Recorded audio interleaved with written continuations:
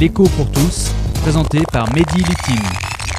Madame, monsieur, bonjour. On a appris cette semaine que la croissance économique en 2015 avait été de 1,1%, alors qu'on prévoit 1,6% de croissance pour 2016.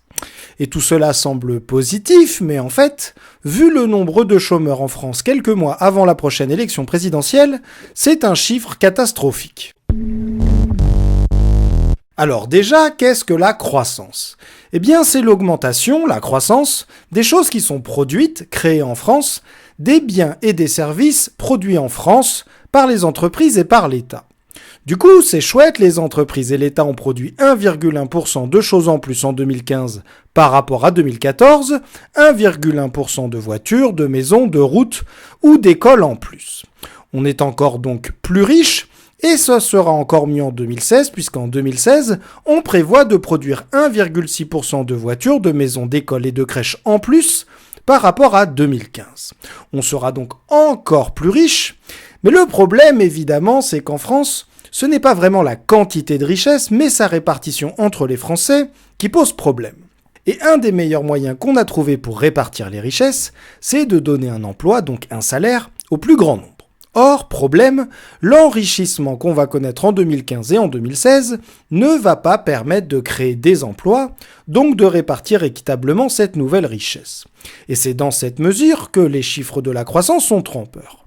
En effet, on peut penser, tel le béotien, que qui dit croissance positive dit finalement que c'est positif, et que 1,1% de croissance, c'est comme c'est bien. Mais en fait, c'est insuffisant pour réduire le taux de chômage. Et cela pourquoi ? Eh bien parce que chaque année, quand vous travaillez, quand vous produisez, eh bien vous produisez plus efficacement. Nous sommes 1% plus efficaces en moyenne quand nous produisons. Parce que nous gagnons en savoir-faire, mais aussi parce que nous travaillons avec des outils plus efficaces, des ordinateurs ou des engins de construction plus puissants par exemple. Résultat, pour produire 1% de choses en plus, votre entreprise ou votre service dans l'État n'a pas besoin d'embaucher plus pour produire plus. Mais c'est pas tout.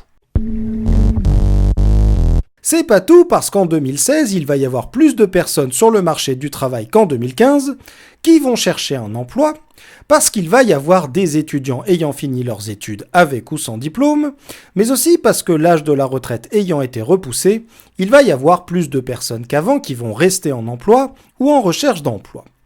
Du coup, il faudrait un taux de croissance de l'ordre de 1,5% pour que le nombre de chômeurs baisse. Du coup, quand vous apprenez que la croissance était de 1,1% en 2015 et de 1,6% pour 2016, vous apprenez que le chômage de masse qui frappe la France persistera, et vous en conclurez peut-être, en superposant la carte du chômage et celle du Front National, que les élections présidentielles d'avril 2017 risquent d'être, L'écho pour tous, une chronique écrite et présentée par Mehdi Littin sur Marmite FM 88.4.